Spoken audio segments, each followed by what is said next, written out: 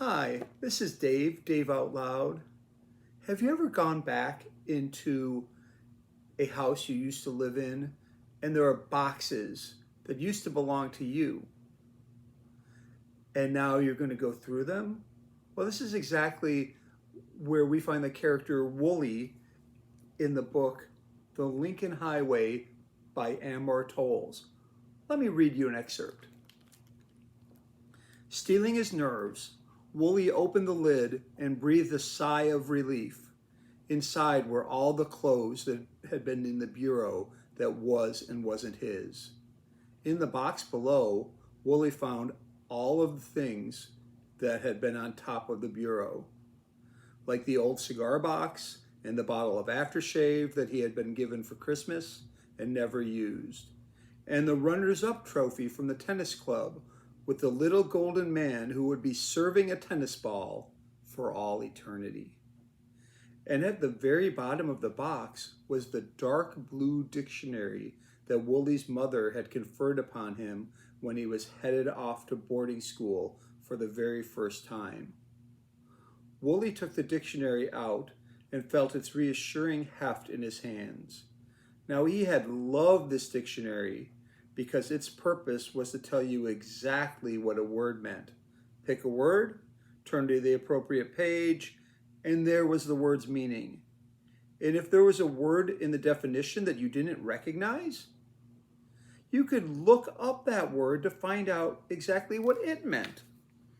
When his mother had given him the dictionary, it had been part of a set tucked in a slipcase alongside a matching thesaurus.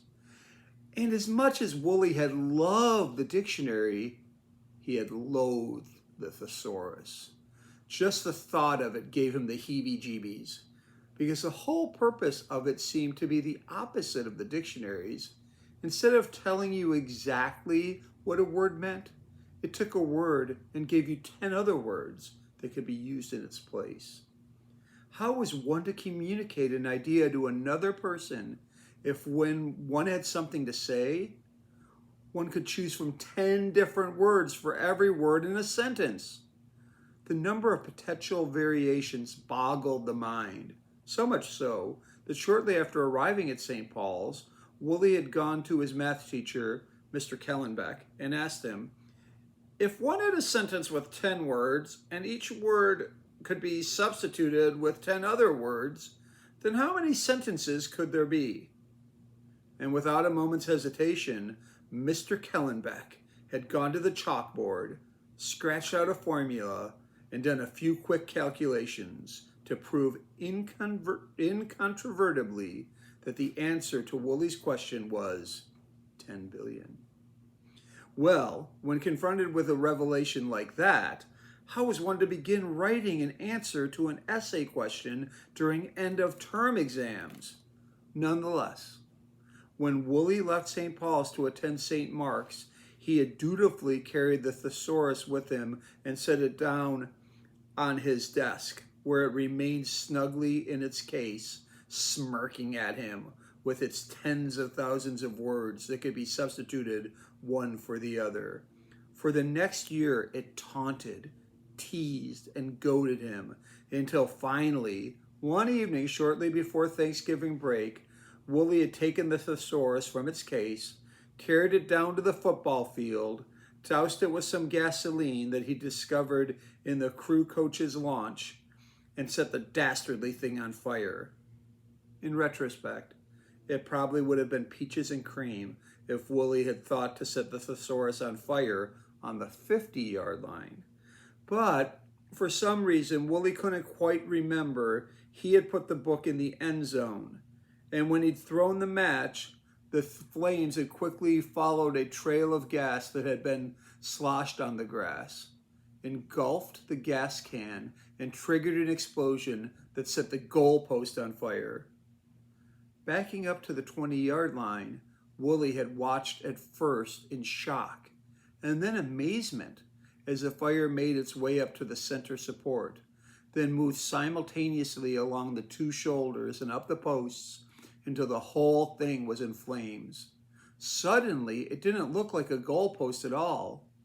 It looked like a fiery spirit raising its arms to the sky in a state of exaltation, and it was very, very beautiful.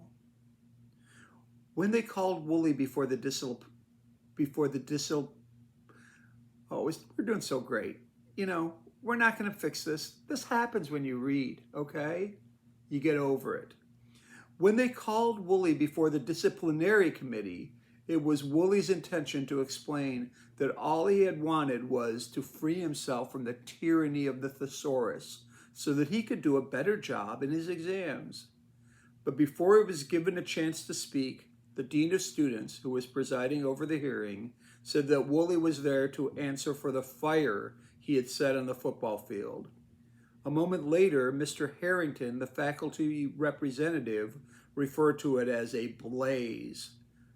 Then Dunky Dunkle, the student council president, who also happened to be captain of the football team, referred to it as a conflagration.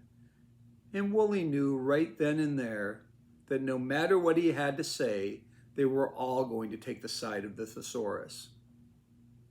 As Wooly placed his dictionary back in the box, he heard the tentative creak of a footstep in the hall, and when he turned, he found his sister standing in the doorway with a baseball bat in her hands.